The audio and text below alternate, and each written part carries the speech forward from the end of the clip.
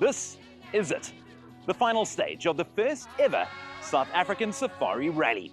It's also the day which will determine the fate of Henk Latergan as he takes on the mighty Sebastian Loeb in the battle for overall honours. For the final time, the competitors have headed out into the African bush for stage 5.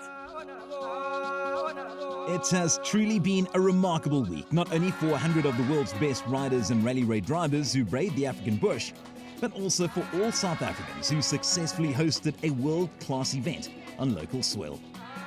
It has been a massive undertaking, and besides all the glitz and glamour at the rally's Sun City headquarters, there are a number of logistical challenges which the organisers had to address, such as how to keep the cars and bikes full of fuel. Fortunately for the SA Safari Rally, it was proudly supported by fuel and logistics giant NWK, who not only supplied the high-quality fuel that is used by the competitors, but who also ensured that these large quantities of fuel was dispatched to the right locations according to a stringent timing schedule. And thanks to the tools giant Inco, no bolt or screw has been left loose or unturned. So we started with a small sponsorship with Toyota Gazoo Racing in the first year, and in fact we went to Dakar and Nasser Al Attiyah won, and was amazing for us. And then the next 2 years we became the main sponsor, the official headline sponsor for Toyota Gazoo Racing. And the link with Toyota and Toyota Gazoo and Hilux and Dakar has been absolutely fantastic for the brand. And then the next step obviously was to get involved with the South African Rally Raid, which we did. And when this event happened, we jumped at the chance to get involved, because we're really proud of what South Africans have done regarding Rally Raid globally. And it's just a pleasure and a privilege for us to be involved. It's unbelievable, firstly. I mean, I have been to Dakar, and this rivals Dakar. The guys done an amazing job. And I have heard feedback from the international guys that they just cannot believe how great it is. In fact, they're saying it's actually too good, because the other countries they go to now have to up their game to match what we've done over here. Yeah, it's great. Eco have been great to work with, getting involved slowly. They were involved in our local shares. They helped us with a lot of equipment, a lot of tools, so we're very glad to have them on board, and hopefully the relationship continues.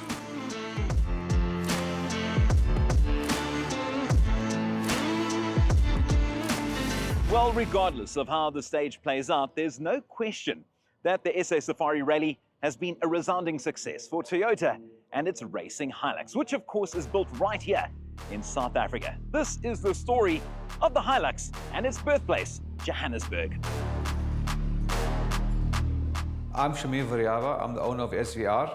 I'm the team principal for Toyota Gazoo Racing South Africa. I got into racing when I was 16, and then the first opportunity I could get to drive a car was 18, which I did. Ended up winning my first race that I drove in, and 28 years later I'm still here in the same sport. I always wanted to continue racing and do more Dakars, but the opportunity came about where we needed to take over Whole Speed, which was previously known as. I decided that day, okay, if I take over, I know my racing boots are up, or my gloves are up. I need to now manage this whole process with regards to the business and running of the team. It's a serious investment. SVR and Toyota Gazoo Racing have done here. We raced Hiluxes all over the world. We win all over the world. We've won many championships, but people all over the world don't know where it's produced. Now we have a facility that we can showcase and show the rest of the world where the Hiluxes come from. I'm an engineering draftsman, but I couldn't continue with it because I had to take over a family business at that time. So I understand a lot of things, but I have specialized people in specific departments and in specific positions. And it's a group of people that I've put together that have a common goal, and that goal is to build a car and to race it all over the world and to win. So each person in our business is a fundi in their respective positions. My name is Michael Jordan, and I'm in charge of the engineering department here at SVR. I'm in charge of the design of the vehicles, basically from the ground up. So I work with a team of engineers, and we sort of set out parameters that we're trying to achieve, and we work through and design basically every component except large things like the gearbox, which we purchase. But the rest of the car is basically 90% of it's built in-house in South Africa. We design the wiring harnesses, the chassis, the drivetrain, bodywork, basically everything. I'm Willem McBotha. I'm the crew chief and the workshop foreman for SVR, Toyota Gazoo Racing South Africa. That entails running a team under Shamir, making sure everything flows accordingly, building and prepping of new cars and current race cars, and doing overseas races, and running the team on races, making sure all of them understand what they're doing, what their role is in the team, and what to achieve in that short weekend with the amount of time that we've got. This year we started taking on SATC series with the production cars, track racing, so we now split from just doing off-road racing during the year, doing that now as well. So every third, fourth week there's a race, either track racing or off-road racing. And we're also doing, from week to week, we're doing development, go damper testing, anything we want to test, aero, just drivability, steering, you know, it's a lot of small things that we test. And then during the week, it's prepping the cars and building new customer cars as well. The customer cars we build for overseas is 90% same as a factory spec. So I can put any of my factory drivers in those cars and they can do just as well as the car that I build them during the year. We have different departments. We have a sub-assembly, we have an engine department, we have engineering facilities with top-class CNC machines, 5-axis, 4-axis, 3-axis. We have our fabrication department. We have a huge stores that can back our supply to our customers. All in all, once the project is complete, it will be 13,000 square meters under roof. The office sections will have boardrooms, conference facilities, a gym, you name it, we have it. Each department is soundproof glass, so it doesn't affect another department. But as we're sitting right here in one of the offices, you can basically view the whole facility. It's a nice thing, you know, if you bring people to actually see what's happening here. When the building was being built and designed, sort of like, what do we need now? And then we also need space for growth. So basically everything you see now, everything we used to have, including extra machines, for example, has been incorporated in the first phase. And then we have another phase which is on the second floor. We basically can add more tools, machines, for example. We have new spray booths in the facility. We don't have to go outside to do it. So there's a lot of growth potential, and it's only going to improve from now on. So we'll see what works and improve on the things that aren't quite working. Shamir went out of his way to build us a facility like this to make us proud of what we do. Normally we had the best car in the world with the best team. Now we've got one of the best workshops in the world. So it all comes together as Toyota Gazoo Racing and SVR, as a team of making things better, faster. Every day you walk in here, you feel so proud. You actually want to work here. For me, it's not a job, it's a hobby. I come here to play during the day. So sometimes you look at night and you check, yes, it's dark outside, you know, sun's going down, I need to go home now. You just want to be here. All the guys need to step up a level, work cleaner, better, faster, more organized. And I think that's where the world-class team gets built onto. It's always about the flow. You know, we've got raw materials coming into the store, so the first people that needs to get it is fabrication with the raw materials. They need to make the chassis, and they need to be close to machine shop because machine shop makes all their bushing and all the parts for them to weld together to make the chassis. So they can't walk around chasing people all day, so they need to just be next door. Then next door to machine shop is your sub-assembly and engine room, which they now are customer of machine shop as well. It's close to them as well. And then by the end of the day, I'm the last person in the queue. So I get everything, the chassis completely built from fabrication. I get the parts machined for the floor and in the sub-assembly. So I'm in the middle and in the store. So everybody is supplying me to be able to build this end product as a Hilux. The stats say that it's 50 or 60% of all the race cars on the field in Dakar are manufactured in South Africa. So that's 60%. It's a lot manufactured here in South Africa. And yeah, we're pretty proud of what we do. I think for us to build cars and sell them overseas, it makes a big market for us, because things are a little bit cheaper in South Africa rands comparing to Europe. So, and we build a proper car. You know, we build a factory spec level car for those guys. My ideal thing is to win Dakar with the new team. We almost did it this year, very close. In our eyes, we did. I need that top step to the podium, Dakar and the World Championships from this new entity.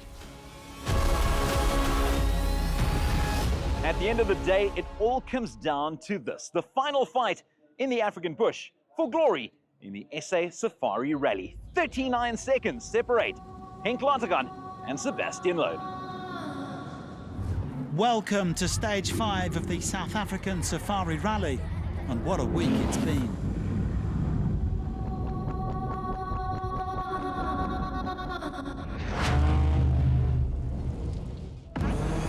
We are in South Africa, first time over here.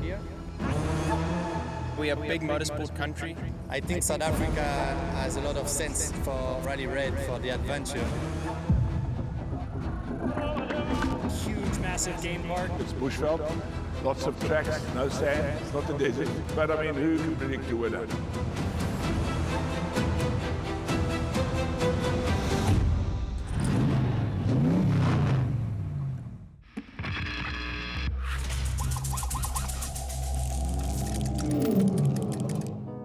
And so to a short but tricky final stage. And in Rally GP, the biggest question was who would finish third overall. Honda teammates Ricky Brabec and Adrian Van Beveren going head-to-head. And it went the American's way as he took the stage win by 42 seconds. Van Beveren, on the other hand, had issues with his roadbook tablet and lost over 6 minutes.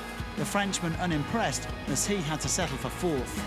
Brabec said it was a cool stage, like 100 kilometres of 6 days enduro, and he was happy to finish on a high. Had actually a lot of fun this whole week, Every day offered something a little bit different. Navigation was tricky in sections. I'm happy to get on the podium, so we'll keep pushing forward to the next rally. Ross Branch was relieved to finish his first rally of the season, although last place in Rally GP after his issues on the marathon was obviously not the result he wanted. Still, he won stage 1 and he feels the speed is there. He also had a fantastic time competing so close to home. Well, Bradley Cox echoed Branch's sentiment about this being an incredible week, perhaps even more so for the South African on home soil. He was obviously adapting to his new Sherco, coming 7th in Rally GP, but he says that things are definitely going in the right direction.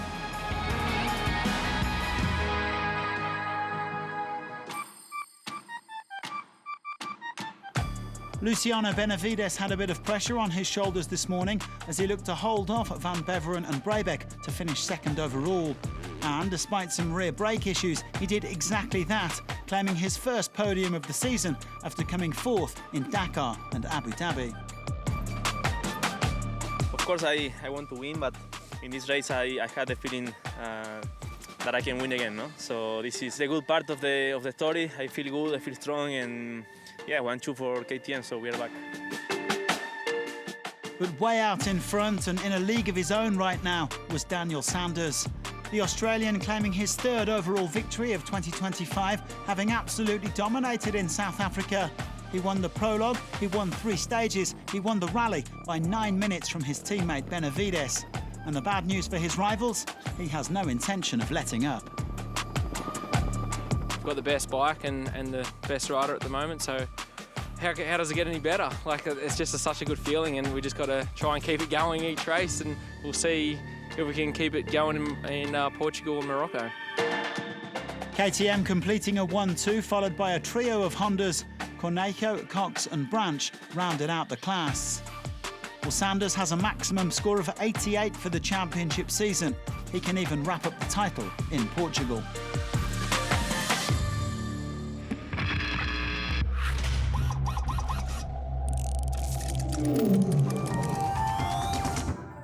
After what's been a difficult week, Michael Doherty had a good final stage in Rally 2. The South African praised the organisers for putting on such an awesome event and said it was amazing to tour his own country. He finished third overall and also sits third in the W2RC. This was a big day for Rui Barbosa. The Chilean second fastest on the stage despite a small crash and overhauling Konrad Dabrowski to finish 4th overall. Completing the rally means that he has booked himself a place at next year's Dakar. Today I felt really good and I had a good stage, so I think it was a good way to finish the Rally World Championship in South Africa, so I am happy with that. The goal was finish here and have the confirmation to race Dakar 2026. Tobias Ebster rounded out his week in style with the stage victory, despite various problems, including a crash, a navigation error and a wire caught in his rear tyre. The Austrian said he loved the atmosphere in South Africa this week, and he's made a strong start to life with Hero, second overall and still the World Cup leader. But no doubt about the top dog in Rally 2, Edgar Canet, who won 4 of the 5 full stages and finished 15 minutes clear of Ebster. He only managed 4th place today after a crash at kilometre 64, but the young Spaniard is an incredible talent and he looks very much at home with the Red Bull KTM team.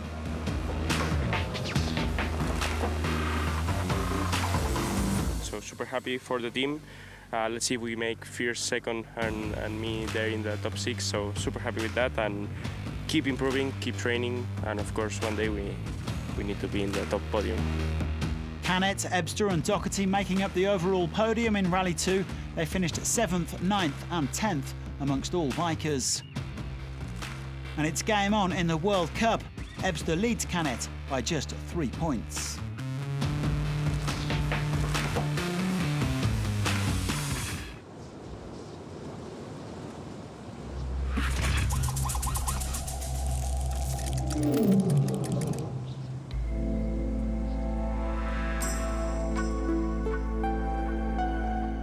One final spin through the South African savannah, and so much still at stake.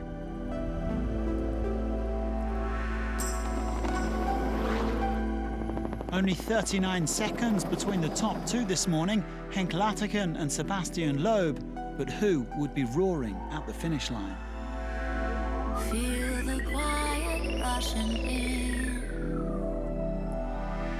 Snow blankets warm in landscapes.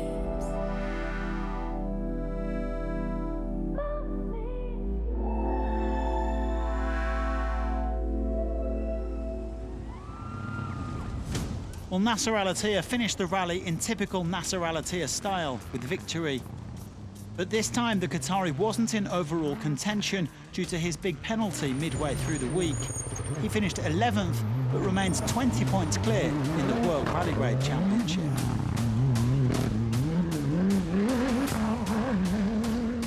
I hope to come back again to win this race, because now it's look like my favorite race, you know, and really I like it because a lot of people, yeah, I'm happy. Still I am leading the world champion with a good point, you know, and now we have a lot of things to do, you know, for Portugal, because the terrain is similar.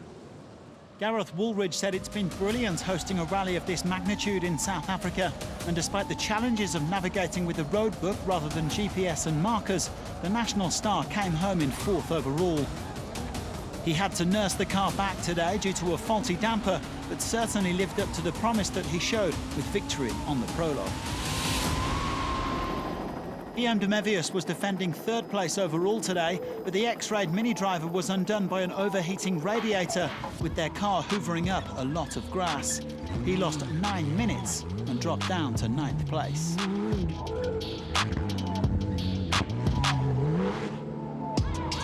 We took a lot of things in the front and we had to stop 2 or 3 times in the stage to remove the grass. So not the end we want, but okay, it's like this, and let's try to work for the next one.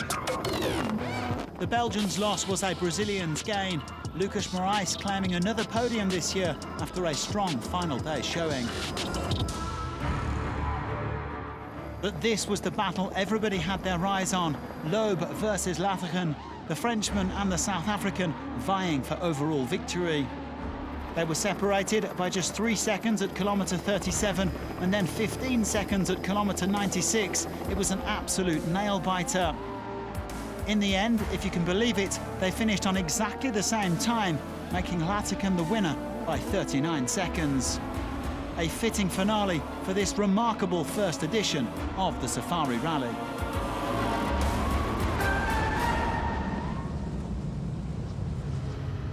A nervy wait for the home favourite before the result was confirmed. 39 seconds.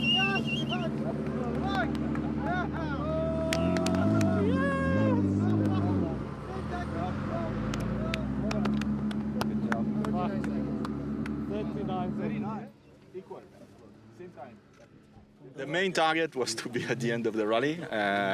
We are on the podium. It's not bad.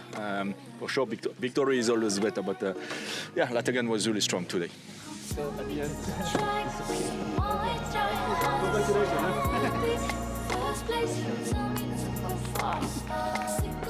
It's been an amazing fight with everyone. I mean, the top guys were really battling it out all week. I mean, day 2, day 3, you had no idea who could win it, and yeah, to finally come out on top is actually amazing. I think it's still settling in, but at the moment I feel amazing. After coming oh so close at the Dakar, Latagan is our winner in the ultimate class. Champion, Henk Latagan and Brett Cummings take the overall here at the SA Safari Rally. The South African won by 1 minute and 39 in the end after Loeb incurred a penalty. Rice, Woolridge and Carlos Sainz complete the top 5. Alatia still tops the W2RC ahead of Latagan, followed by Marais, Quintero and the absent Yazid Al-Raji. Well, what a moment. Henk, the Lion Latagan making history by conquering Africa, winning the 3rd leg of the W2RC, the SA Safari Rally. But let's hear from some other South African crews.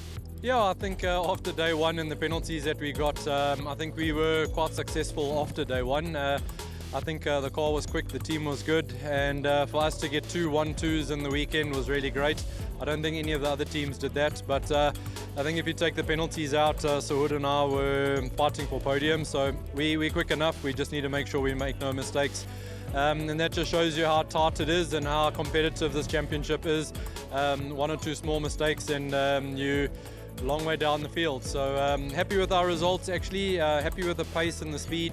And I think in the future we'll be definitely up there fighting for the podium. I think the road position played a big role in this event. I gave it everything. I pushed basically my yesterday's winning pace today, opening the road, and it just shows that the road position does a lot. You know, a lot of the places we're going through, there's no road or there's a lot of bushes and you're scared to take the risk. But by the 6th car, it's already cleared up and open. So a lot of the places we downshift 2 gears and like 5 cars behind us, and then the road is now straight. So yeah, it's tough. It's just sort of, you have to get that effect, that yo-yo effect right, or I don't know what you call it, but it's like your consistency just has to be a bit better. But the event was really amazing. The routes were spectacular. The scenery, the fans were amazing. It was really an awesome event. Oh, look, we came here with some certain objectives. There's specific guys we wanted to beat, and we've managed to do that. So it was fantastic, a nice feeling. When we finished at the end, we were 6th. We had to nurse a faulty damper today, which put us back. I'm told we were on par for the lead in the first 40 Ks, so frustrating to miss out on a potential stage win. But in the end, I think we got the best position we could have. And it's fantastic to be the first Ford vehicle home across the line, beating the factory team in a car built in our own country and racing on our home soil is fantastic. Yes, I think it was a wonderful rally. I mean, the first time in South Africa. Organisers did an amazing job, 10 out of 10 for them. I think everybody that was here enjoyed it.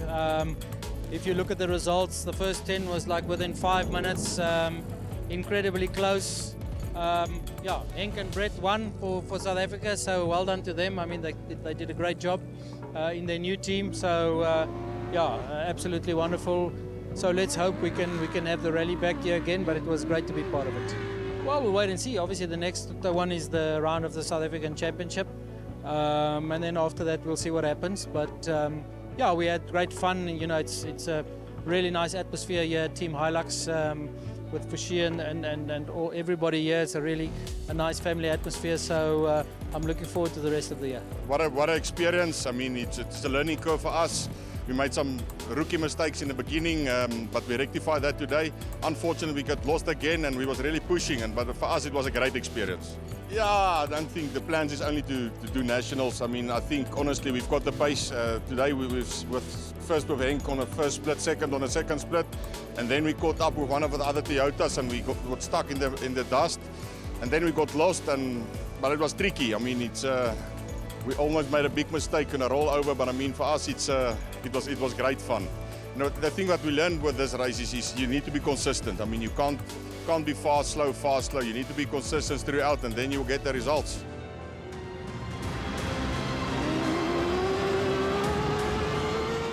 Thank you to all our competitors for a wonderful week.